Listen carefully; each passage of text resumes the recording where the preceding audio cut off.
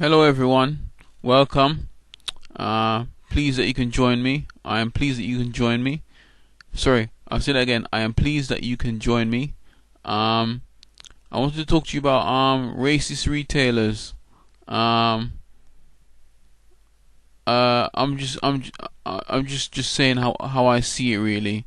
Um, Obviously I'm going to talk about a bit of grace on it as well. I'm not just gonna segregate one person from another. So basically that you know as it currently stands, I'm currently trying to look for a job. Um it seems like it seems like when I go up to a shop, um because when I go up to a shop, when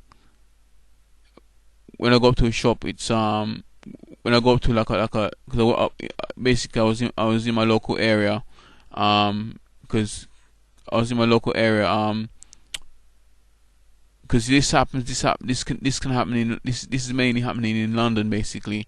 I don't know about the wider population of England, but when I went into my local retailer for like a in a computer shop, I've been to like two computer shops, but one of them's accepting me to volunteer with them, and they were purely white. All of them was white people, white people behind the counter, and I've also bought off them as well. But these other two retailers, when I come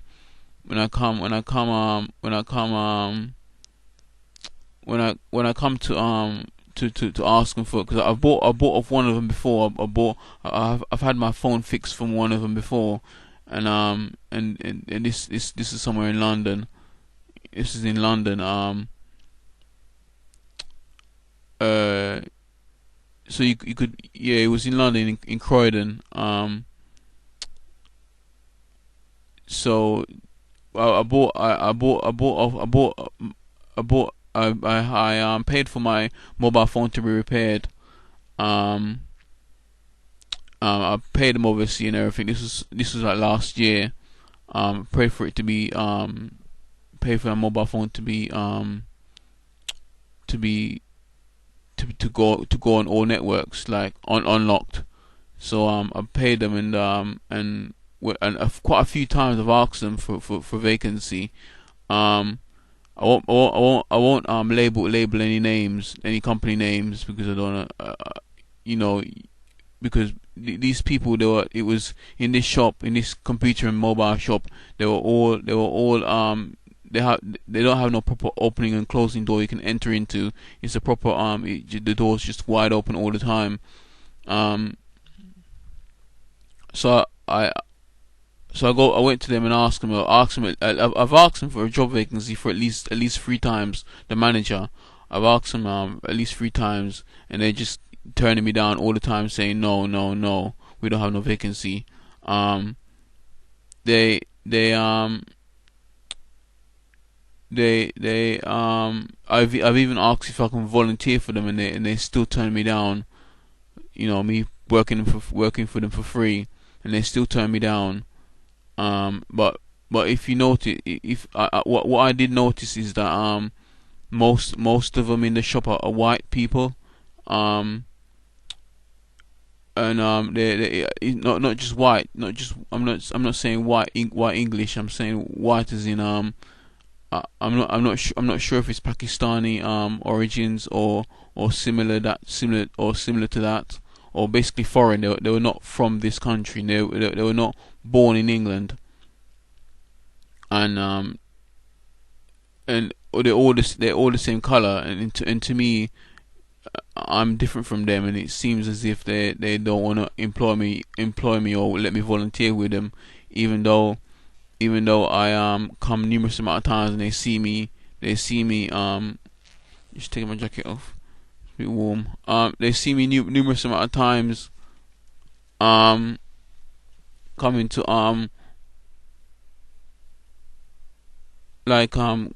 coming, they see me walking past most of the time when I go out, and things. So um uh, s- so it seems a bit odd that there's not a lot of it's not a lot of mixed culture in the shop. It's just all everybody looks the same.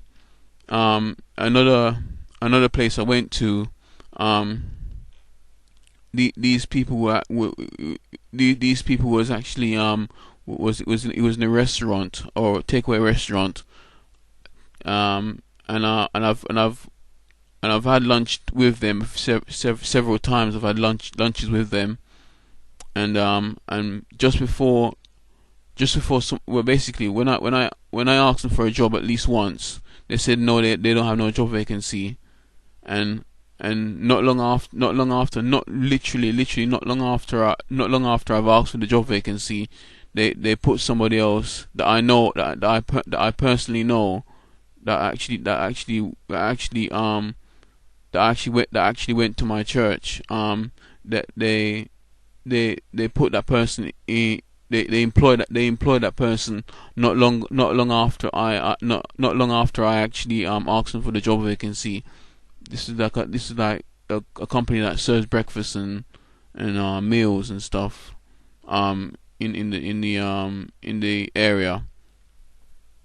So I mean, to me that seems blatantly racism, because they said to me that they didn't have no vacancies. They're not looking for anyone. They actually said they weren't looking for anyone, and then immediately after not long after I asked, they employed somebody else that I actually know. Um, someone that was doing washing up for them. They employed him. They employed them to do washing up for them, and he's still there he's still there even to this day, working for them. So to me that seems blatant racism. Um, what else? Um,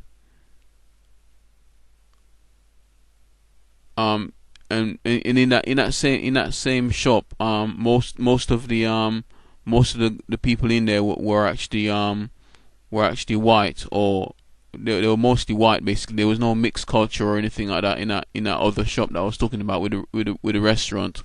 There was no mixed. It was all the same people with the same colored skin.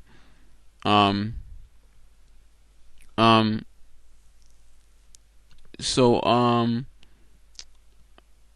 basically so I'll give you some tips, and maybe you can be my ears and eyes, and be you guys can be my ears, my eyes, my lips, my nose, and my mouth, and my foot, to be able to like talk to be able to sort of like confront these people, to be able to confront them, and just say, you need to stop being racist about who you recruit.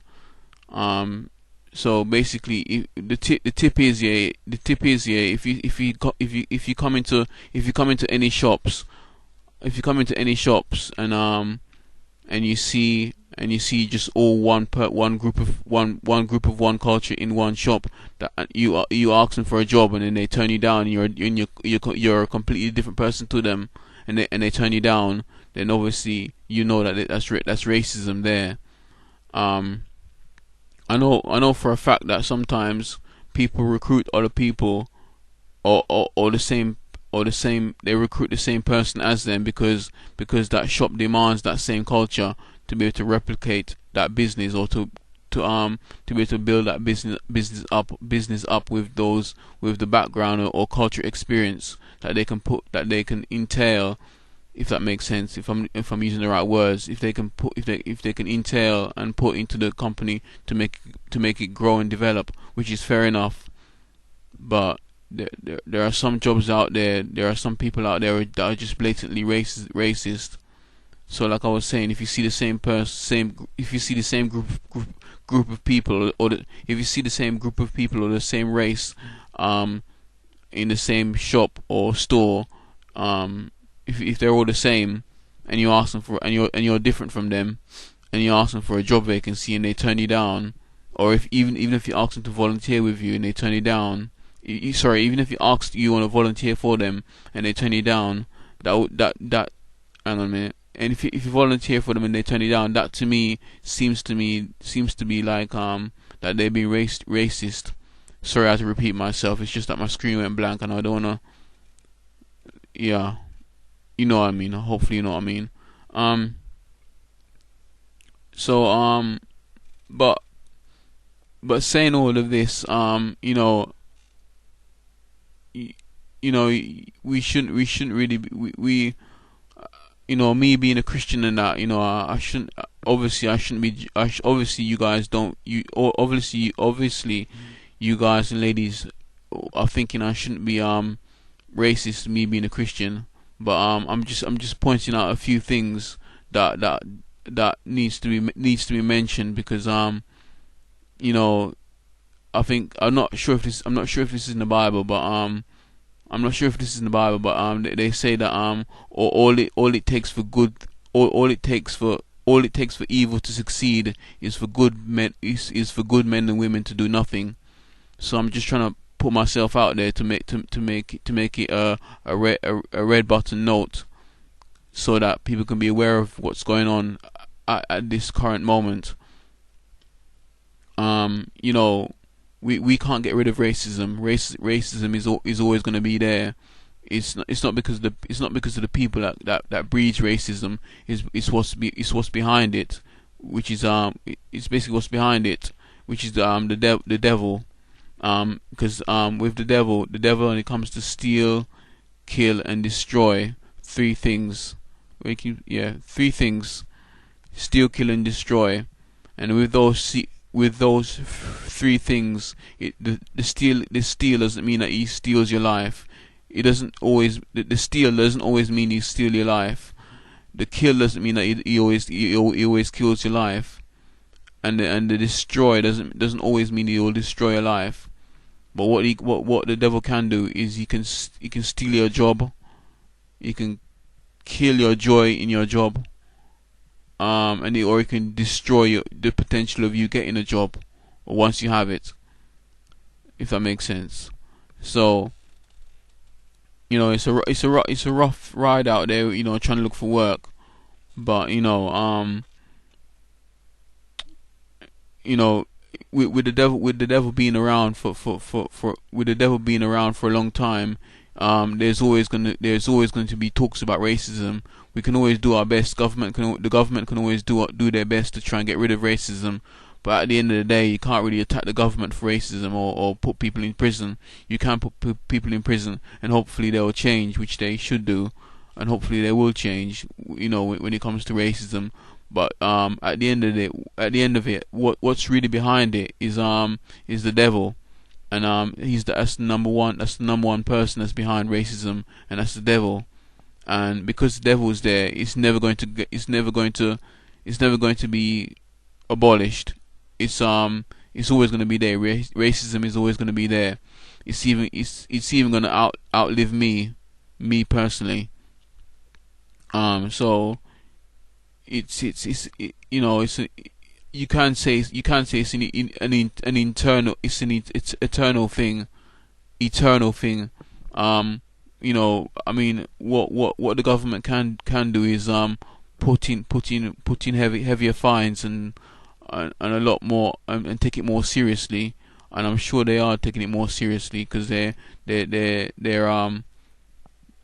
well, it seems like they're doing it in sport, but people, well, I suppose you can probably guess what footballers are like. But I'm not going to make any comments about footballers, which you probably think I already have. So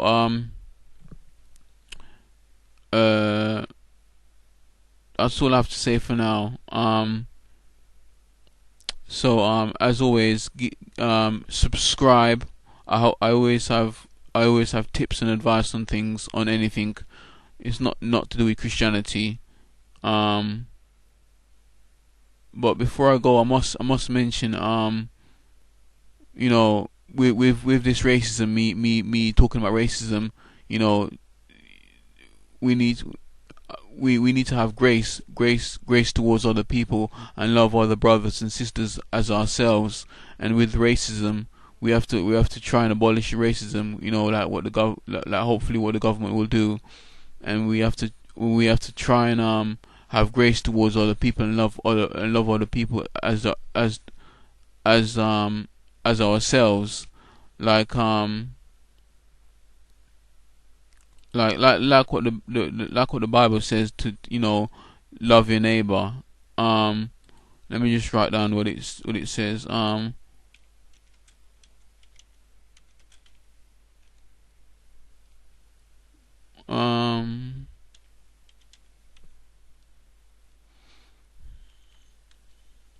so let me just look it up. I'm just looking up now.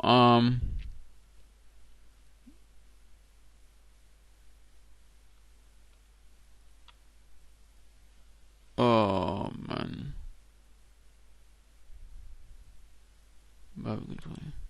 So in I'm reading from the New International Version in the Bible, NIV version. So this is what it says about loving your neighbor. It says in the Bible, in short, it says in Mark 12:30 to 31. So that's Mark chapter 12, verse 30 to 31. It says 30 says, love the Lord your God with all your heart, and with all your soul, and and with all your soul, and with all your mind, and with all your strength. V31. The second is this: love your neighbor as yourself. There is no commandment greater than these. I'll read it again.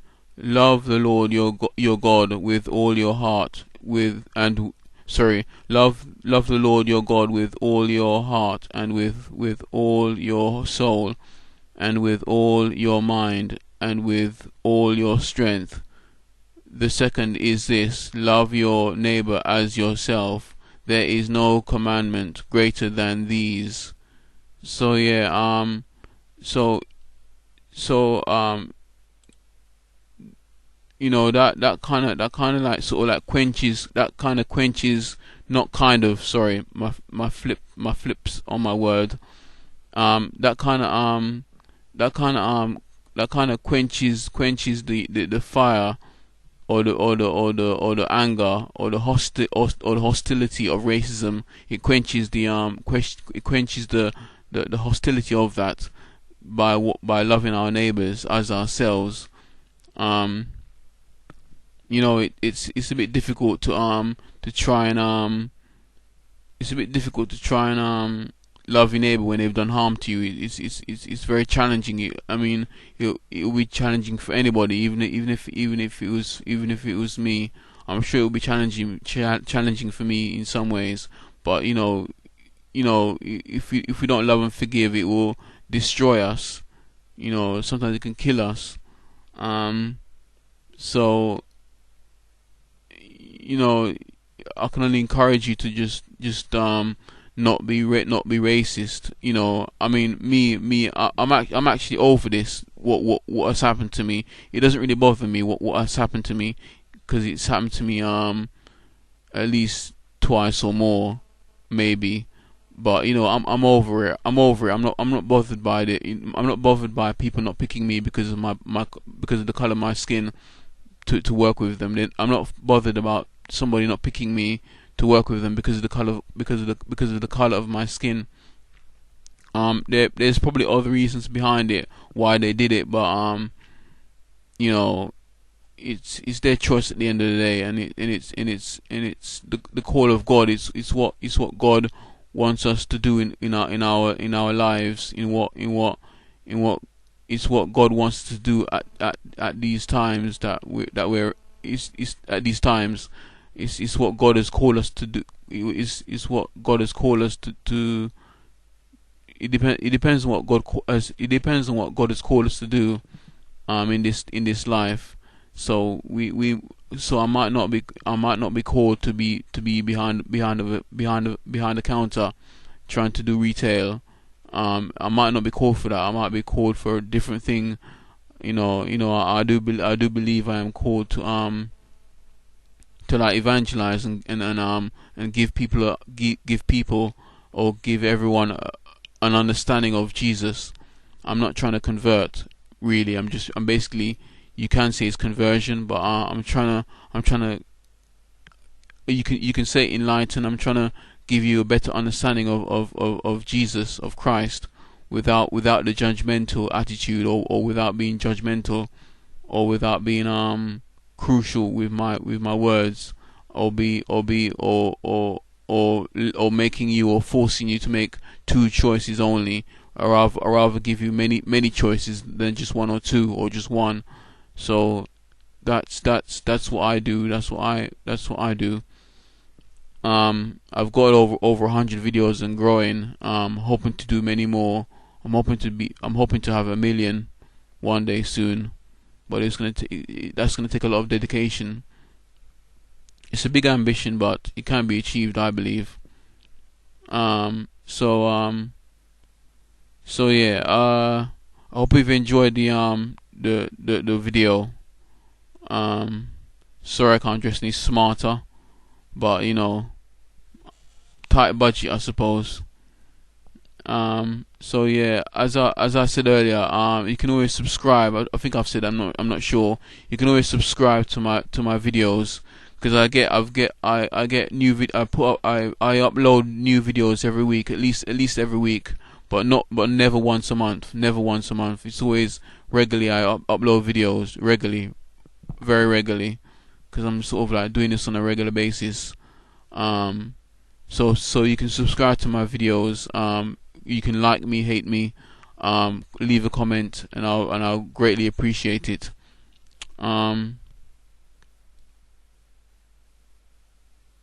Yeah. Yeah. That's it, really. So God bless now. Take care, and peace be with you. Bye for now.